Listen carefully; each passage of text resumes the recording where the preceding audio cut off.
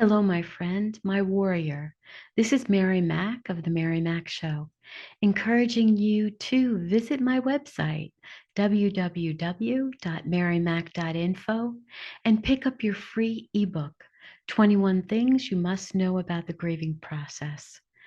And I encourage you to subscribe and pass this on to anyone who may be in need of assistance. Now back to our episode.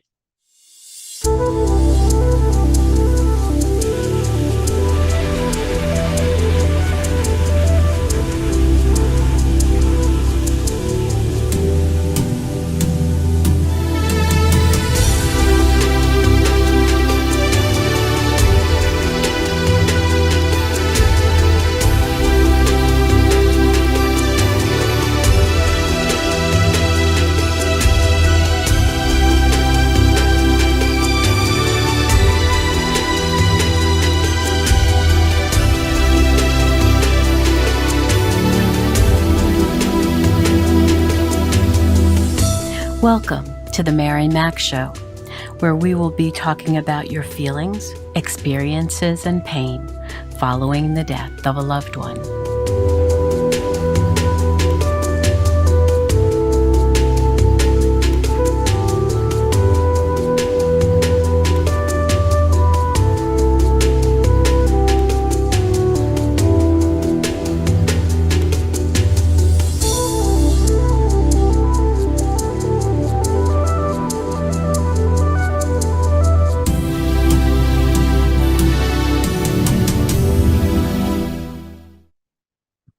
Hello, everyone. This is Mary Mack of The Mary Mack Show. And I am so fortunate to have Lynn Brunet with me today. She's from British Columbia, correct? Correct. And right now they're having some beautiful weather, which is wonderful for all of us. And I am in the process of doing some series for grieving children, adults who lost parents early in life. And this is Death of a Father. And Lynn has graciously agreed to tell us all about her dad, Lucien. Am I correct? Yes. And he lost his life, unfortunately, through throat cancer, rather, at the age of 53, although it was diagnosed at 50. And so I welcome her today. She is a podcast maven herself, and I'm so grateful to know her. She's helped me at different times during my podcast journey, and I'm so grateful for that. And she's had her own podcast. She's been a consultant. She's had live shows. And so please welcome Lynn, and we'll talk more about her life and her dad, his life, his death, and how she coped with everything today. Thank you, Lynn, for being here. Oh, thank you. It's my pleasure. Tell us how your growing up years with your dad were. Did you live in British Columbia back then? So I was born in Ontario, Canada. And when I was 3 years old, my dad moved our family out west to British Columbia. And so we did that. He bought a big yellow school bus, took out most of the seats, and put in some of our furniture. And we had a great trip across Canada. It stopped at a lot of places. I was 3 years old, and I actually do remember some things about that trip. I have little flashes of memories that do come up. And so, driving across the big Rockies, and we came here to Vancouver Island, which is just off the coast of British Columbia. And so, yeah, that's this. Then I grew up here. I've lived in a couple different places in BC, but I've been here the whole time. Yeah. Oh, wow. I remember personally visiting Vancouver Island to Victoria, and it was one of my favorite places, still is to this day. Oh, yes, I love Victoria. I did live there. I went to college there and lived there for six Oh, years. wow. Love it. Gorgeous, Oh, that's gorgeous. great. And when you got a little older, I think you told me he passed away when you were around 21, just after college. That's right. Yeah. When were you in college then, I would assume, when he was diagnosed? I not yet. I had been accepted I was moving down to Victoria is about 90 minutes south of where I grew up, which is where I live now, Mhm. in a place called Nanaimo, a city called Nanaimo. And so my parents moved me down, and he had just been diagnosed at that time. And and then I started, I think it was like a summertime or spring he was diagnosed. It's kind of hard to remember. It was so long ago. And yeah, and then I started college. So pretty much for all that time, yeah, I was in college and he from the time he'd been diagnosed, yeah. Were you close enough to go home on weekends and see him?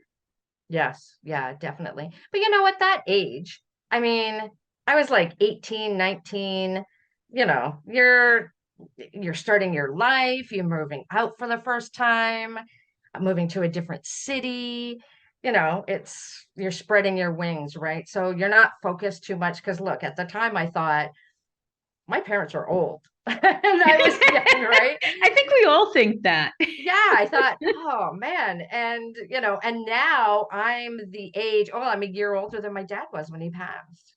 Wow. That freaks me out. It freaked me out when I approached 50 because he was diagnosed at 50. And it's so funny because I remember as I was approaching it, I started getting a scratchy throat. Oh, wow. And so the subconscious mind is amazing, isn't it?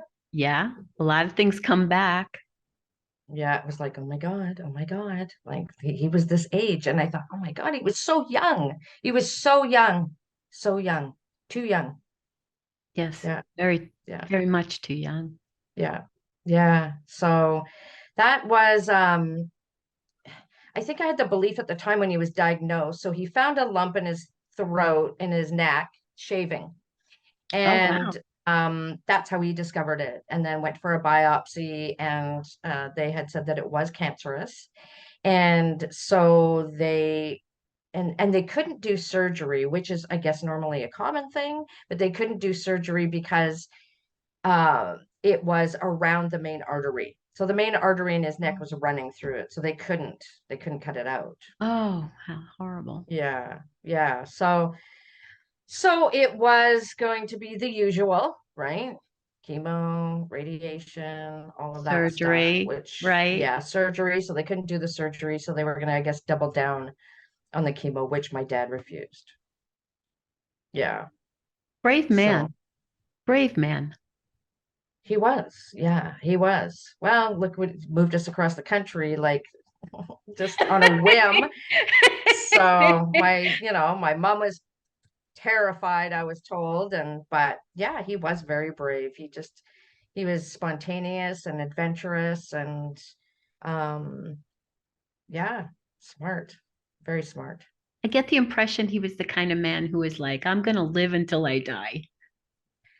Yeah, and I don't think things held him back, right? And I think I adopted that somewhat, and it was always just a strong belief. And when my dad was diagnosed, my thing at the time was, okay, well, but my dad's strong. Like the thought that there was no fear in me that he wasn't going to be around. Hmm. Like I just believed, okay, well, this is just something he's going to deal with. But I also had no experience with death in my family. Like I didn't know anyone that had died. I had all my grandparents. Like I had never experienced that. So it was like, okay, well, he's got this thing, he's going to deal with it and carry on. Up until the very end, that was my belief. Yeah, Wow. yeah. So And tell me about his treatment plan. You mentioned that he did a lot of holistic medicine. So yeah, my dad, and I'm so grateful that my dad was very much into, yeah, holistic alternative treatments. I mean, my dad went to the health food store. People didn't go to the health food store. Yeah. Maybe we had one. Like people just didn't do that then. He meditated, he juiced. I remember him coming home with this big, huge juicing machine. He juiced, he grew sprouts.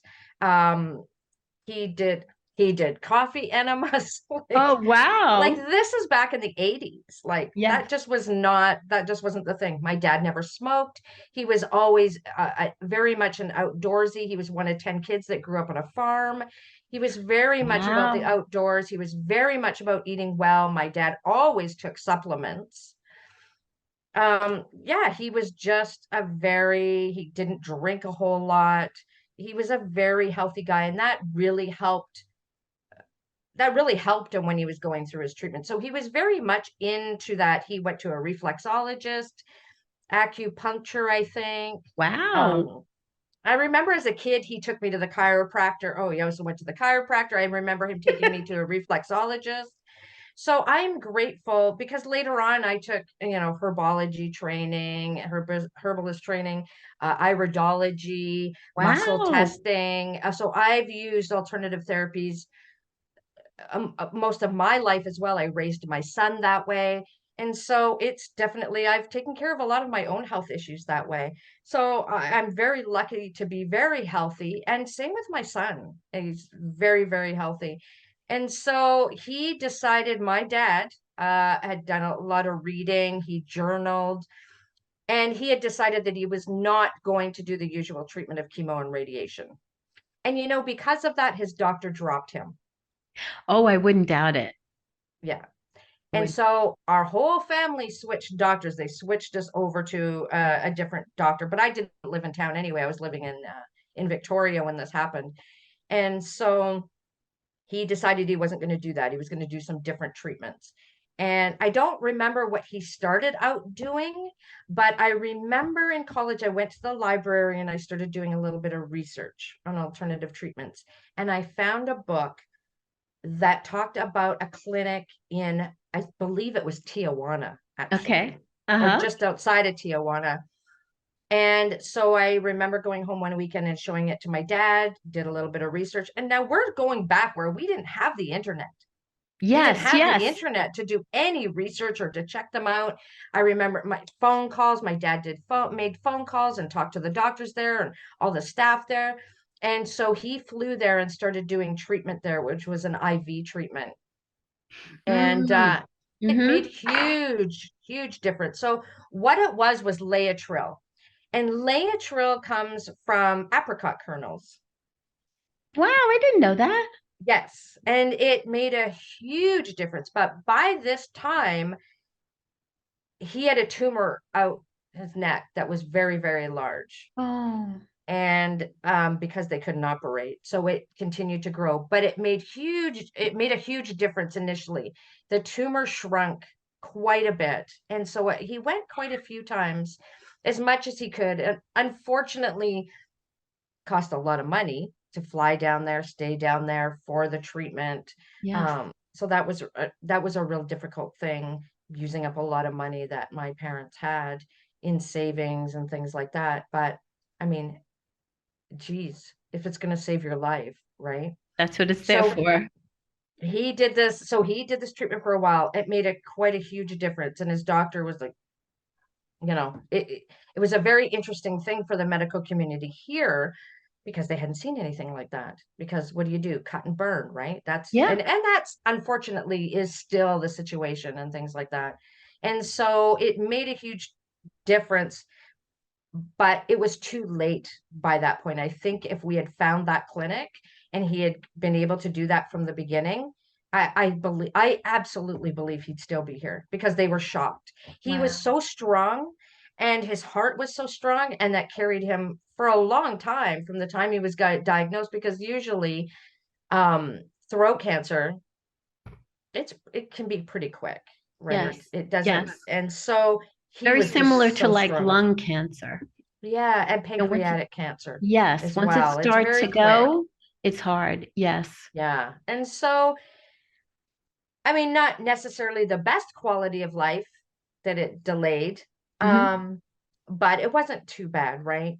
And so that definitely made a difference. And I do see that now with some people that I know that have done some advances that do share about that is their work, talking about, they say, uh, g- curing themselves of cancer, the claim they make personally.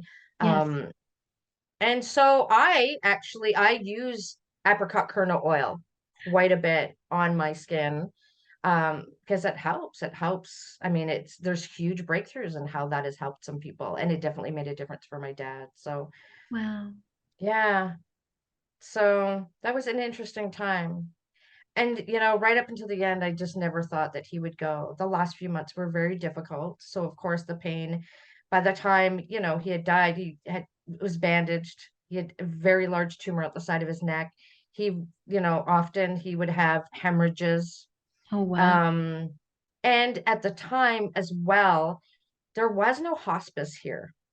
And Hmm. so hospice is such a great, you know, palliative care, hospice is such a Yes. great, great thing to have for those people. And so the nurses here didn't really know how to care for him, what Yep. he needed. And so the last couple months were quite difficult. I remember our last Father's Day was in the hospital and we had ordered Chinese food and he just really wasn't super coherent and he ended up dying on the 4th of July. Oh But my. how, you know, how a lot of them pass away is there's so much morphine so that they're Yes. not in pain. And Yes. that really ends up being what does them in, Takes right? you. Is Hmm. that ends up Yep. shallow breathing. They're not really awake for a lot of it just to keep them comfortable, right? Yes. And so Yes.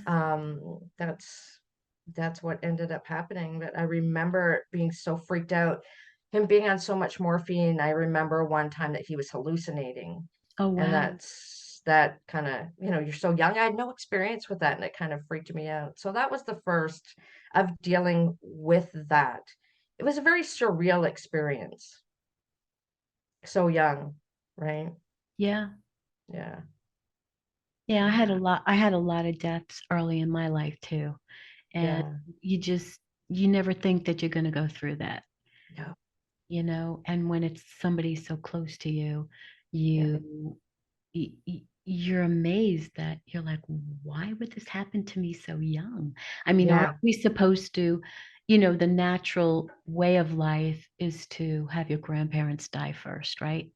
And yeah, usually when they're in their late 80s or 90s, and that's the natural flow of life. But when you lose a parent so young, or a sibling, for instance, so young, yeah. it's not the natural order, and it really does throw you for a loop.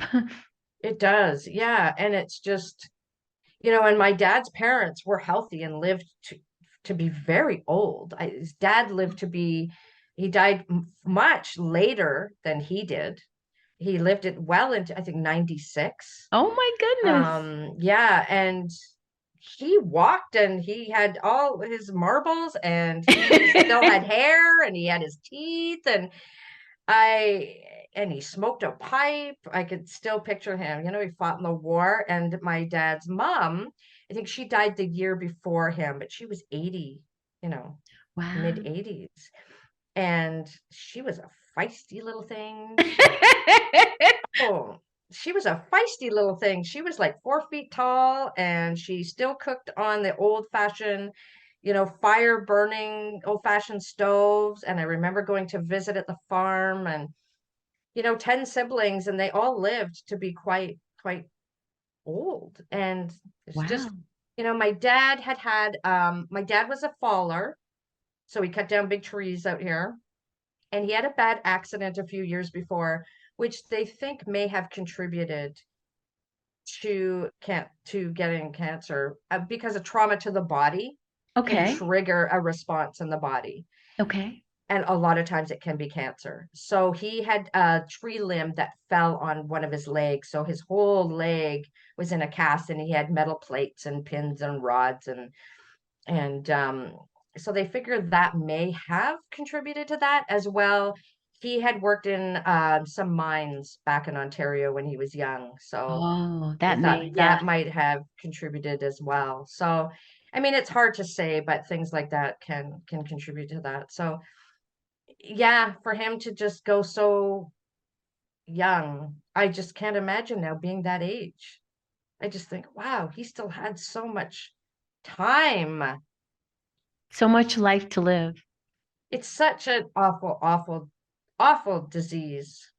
Awful disease. Yes, it is. Yeah, yeah. So, and my mom had cancer when I was young, but she had an operation.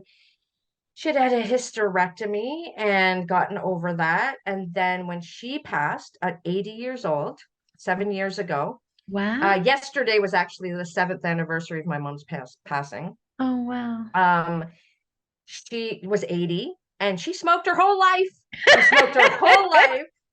She did not take supplements. She had diabetes, but she ended up getting cancer again near the end. She had a few things. She had a heart issue, she had diabetes, and she had developed some colon cancer.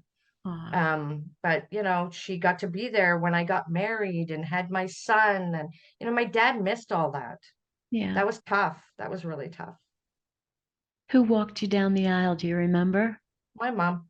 Oh, how nice. Yeah, I would have had both my parents, but Sure. yeah, yeah. My brother wasn't there. Otherwise, maybe my brother, but I don't know. My mom deserved to, That's right? great. That's Yeah, great. yeah. And after the funeral, tell me how things were, how you dealt with life. Um, well, the first year is always difficult. I remember that funeral was awful.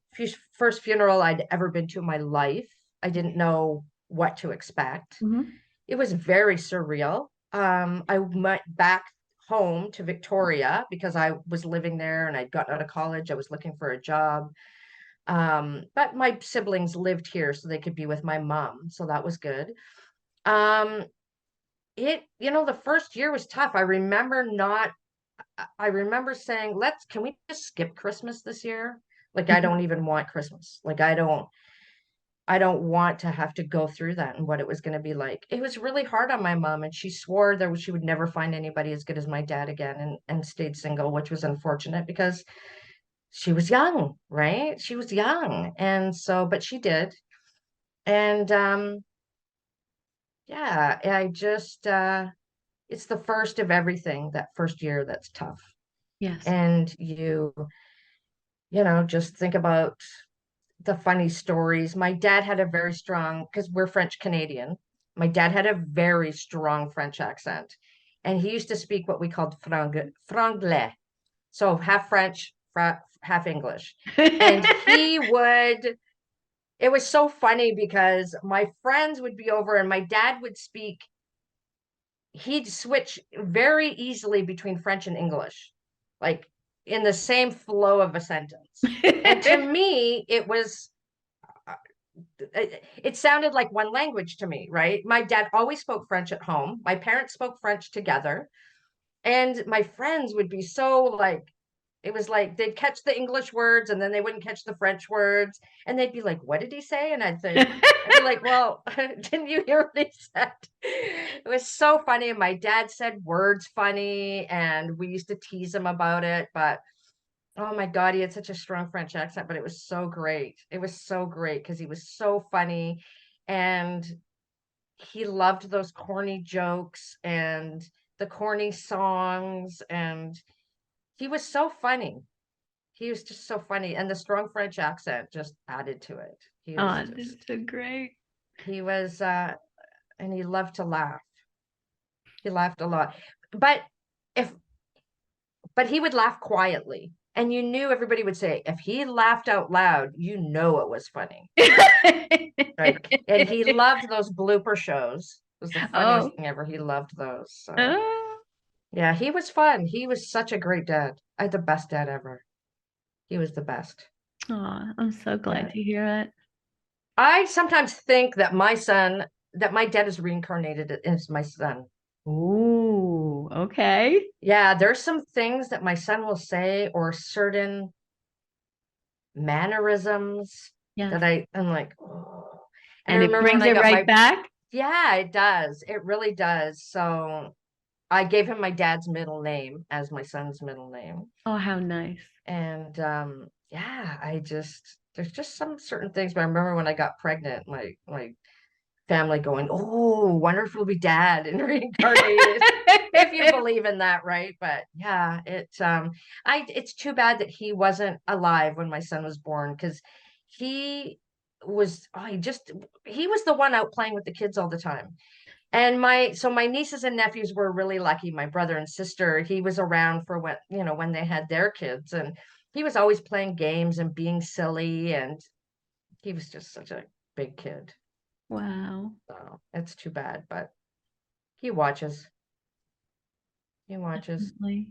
Yeah. I feel that they are still with us in spirit, that something will occur and Yeah. you know it's them, you Oh know. yeah. I Yeah. remember when my stepdaughter, after she had been murdered, many years later would pass, and I had a small little music box, and it was sitting on the table in the living room, and out of the blue it just starts to play, things like Oh, that, yeah. or I knew this other gentleman. He was a pastor, and he was one of the nicest, loving, most loving people. And I would always go and talk to him because he understood me when my family never did. Yeah. And after he died, I started to see all these doves, these Oh, light gray doves, like on the top of the roof, or just on the pole or the line, and there would be a whole bunch of them. And I don't know, I just got that impression. I'd say, "Oh, how are you doing?" Even to this yeah. day, when I see a dove, I think of him. I think of Pastor Bob. Yeah. Yeah. Yeah. Whatever it means to you, right? Yeah. When my mom passed, it was and well, my son he finds dimes everywhere. Oh, I interviewed a gal. I'll have to have you watch it. She lost her son at 29. Mm, And ever since he died, she finds dimes all the time. yeah. And she thoroughly believes that it's Josiah talking to her. Yeah. Well, yeah. And my mom just was so close to my son. He spent so much time with her. And so for her, she said, that was the joy she had in life after my dad passed. Mm. And oh my God, she did everything with him. And she was my only babysitter. I mean, I didn't leave my son often, but my mom was there all the time. And she lived for my son. And then after she passed, yeah, he finds other money too, but lots of dimes. Yeah, that for maybe because she used to give him change all the time. But I know that is quite a significant sign for some people. I have a friend too that she's always posting about, see, look, do you see what I see? And she'll have a picture and there's like be a dime or two dimes or That's yeah, great. it's crazy. But there's different things at certain times. Whatever I'm thinking of will show up to me since my parents have passed. So yeah, it's very interesting. It's very I know manifesting is they got to it, communicate some way, right? that's They right. can't, and for Exactly. some people hear, but I don't hear. But whatever the sign, whatever the symbol is that works for us, Yes, that's all that's how that we stay matters. connected. That's right. Yeah, yeah. So, what advice would you give to someone who's lost a parent at 21? Oof, All that you've it's been through and over the years, um, what would you say helped you along that journey? Did you journal? uh, I Did you? didn't. I didn't do anything like that. I was young. I was just starting my life. I so my first job out of college, I was a legal assistant, and my boss, we got along like he said, I'll never forget it. And he just recently passed too. And we stayed friends after I stopped working for him. But he said we got along like a house on fire, him and I. And he became sort of like that father figure to me. Oh, how nice. Yeah. And so it was really, and then we stayed in touch. We stayed in touch over the years. And he retired to a different city that I ended up moving to and living to for a year and working with for him again for a little bit. But he became like a mentor for me. And I think that was huge. And I think I would recommend that to anybody that loses a parent young. Find someone that could be a mentor to you. If you lose a father, a boss, or that is that same sex that could be that mentor to you, that could fill in a little bit. And I've been very lucky to have some amazing bosses, actually, male bosses that were like that for me. Oh, And that's I really great. appreciate that. Yeah, I've been so lucky. And my siblings, my family that you could talk about and reminisce about the good times, right? That you talk about those funny stories and I remember when and Yeah. um my siblings always called him Pa. I called him Dad, but they always called him Pa. And do you remember when Pa used to, and then we'd laugh and laugh because, it helps to talk about those good times, Oh, yeah. those funny stories, to remember them that way. I Yes. mean, it's going to be rough. It's going to be rough. It's not going to be easy. You're going to just remember that the first year is going to be hard. The firsts of everything are going to be hard. Feel the emotions. Don't try to hide them. Don't try to stuff them down. Don't try to stop them. Yep. I have a friend that whose dad just passed recently in the beginning of the year that he's having a really hard time.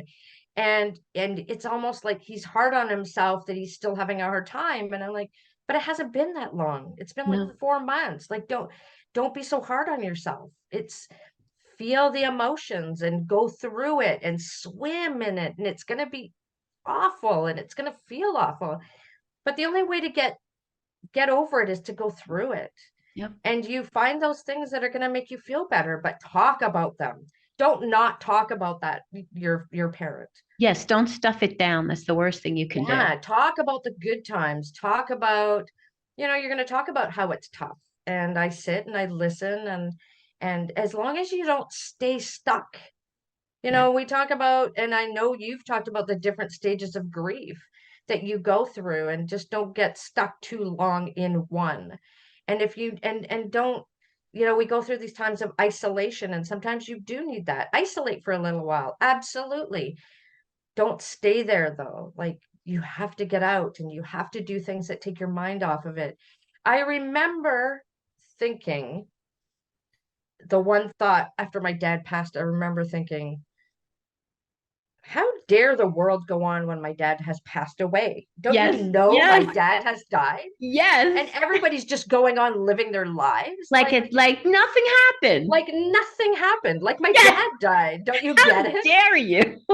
I just, yeah, it was just so bizarre. It was much different for me from when my dad died to when my mom died. Okay. Much different for me, much older. I got to have my mom through my life. I didn't feel cheated. Yes. I felt cheated with my dad, right? So, but I remember thinking that thought, oh my God, like I'm supposed to just go on living life. And I remember I was much different. I wasn't the, you know, carefree, happy-go-lucky person that I was. Life got very serious for me, but you do get over it. You do get through it. You learn lessons from it. It is different from when you're young as to opposed when you're older. It was And you very have different for me. both those perspectives. Yeah, yeah, it's very different for sure. For sure. Very surreal. You get some of that too later on, like when my mom died, it was like, wow, that's kind of weird. But it is very different. As a young person, it's just, if you're mad, be mad. Just, you know, try not to take it out on other people. But Exactly. Or get in trouble from it. yeah, go to one of those rooms that you can go to with a sledgehammer and destroy things. Like, do whatever you need to do. But talk about the good times. Don't It's not, their whole life isn't just those final moments when they died. That is such a small amount of time of their life. Remember all of their life, and stay connected to their family. And yeah, yeah, that's, you got to go through it. God, it sucks, but circles Yeah. life, right? Yeah. And in the Yeah, beginning, especially with your friend, you're in that bubble, you're in that shock, yeah, and it's going to take, I mean, that's almost like God's protectiveness around us so that we don't go insane, yeah, and yeah. It when we're is. ready, that bubble will start to dissipate slowly, you know. Yeah, And I found, unfortunately, and a lot of people that I've worked with, um, their second year is sometimes worse than their first year because Hmm. now the reality is here, you know? Yes, yes, because I think you spend, the first while is there's people around all the time, Oh, and yeah. there's people that are bringing you food, and Yes, it's yes. and so it's there's people there all the time, but then after a while, people have to get back to their own lives. Yeah. And I can see that for the first year because it's the first of everything and people remember those things and and then the second year it's like, okay, well, it's Now time to get what? on with it. Now Yeah, what? Yeah. it's time to get on with life now, right? Yeah. And so but you do, and you find ways that make you feel better. And for everybody, it's different, and everybody gets over things in a different way, and everybody grieves differently.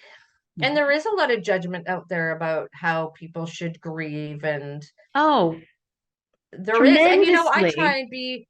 I try and be mindful. For me, I try and be mindful, especially with this friend of mine recently, of um what were the things that people said to me that were annoying, right? Yes. And I try and be mindful of like not, but I think it is so subconscious. You don't necessarily. So how are you feeling? I'll catch myself doing that, and I'll be like, God, I hated that question. Yeah, it's like, what? How do you think I feel? Exactly, but Right? it's just such an automatic. How are you doing today? And I think, oh, Lynn, like, but it's just so, I don't know why, but we just do that, I right? And know. so I try and be a bit more mindful about, what good happened today? Like Yeah. what made you smile today, or what, Yeah. but yeah, it's so funny how we do that. And I'm like, oh God. And I said that to my friend. I was like, I may say things that I just, please know I am trying to be mindful of Yeah. not saying stupid things Yeah. like that. Yeah. What were the things that annoyed me? So if I say it, I'm sorry. So Forgive me. forgive me. Yeah, I'm really trying to be mindful here. So yeah, Wow. it's just something that just another thing that we just aren't taught, right? And We're so never we have taught. I wish we would awesome be taught people. young. I wish we would be taught young that, life does not go on perfectly. I was saying to David the other day, imagine if we got a manual early in life. Okay. You know what we do? We Well, do. It's our intuition. It's our gut. But we're okay. taught That's a we're good way to taught look at it. we're taught to ignore it because I think our intuition will drive us into what do we need in this moment of grieving. And we are pulled to certain things to either go to a place or listen to a song. And I think that's so discounted. I think we do have that, but we're just taught to not listen to it as much. But yeah, you're right. So it could be clearly spelled out. Let's open up the book. Wouldn't Oh, it be look, when nice? someone dies, This is what you do. this is what you do. But But we have people it'll like never, you. but We have people like you. it'll never be available to any of us because there's no recipe, that you can mix this, and it comes out like that, and everything's all perfect again. It doesn't go that way, does it?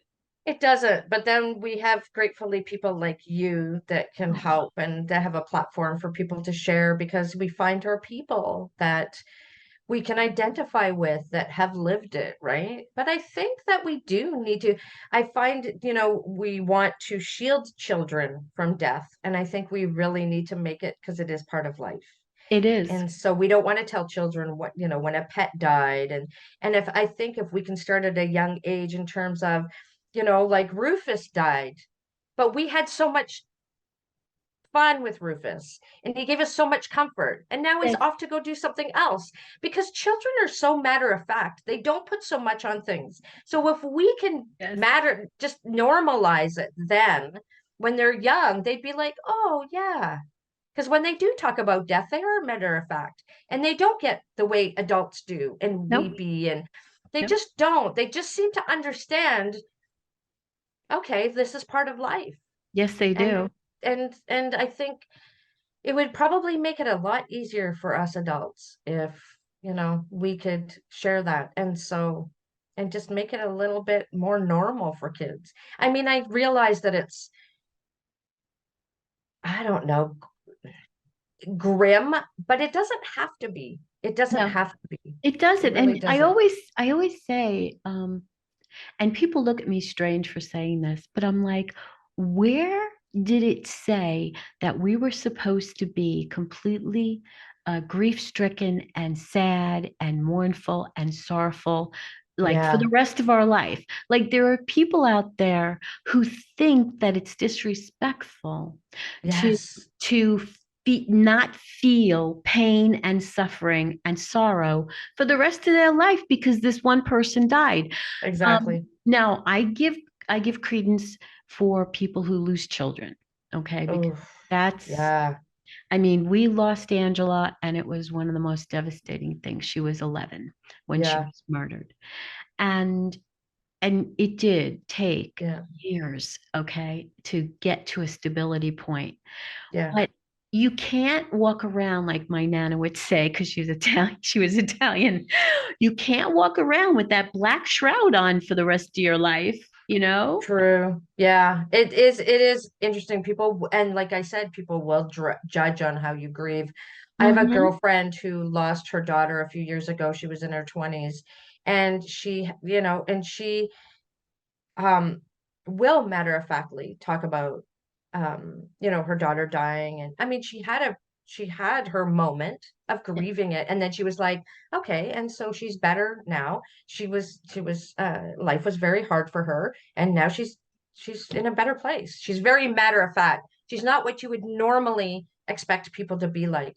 Right. And that's why it was very different as well for me when my mom passed. It was a way different experience for me. I was like, Oh, well, sure. I had my brief moment, and it's like, okay, well, mom's in a better place. Like she lived a long life, and okay,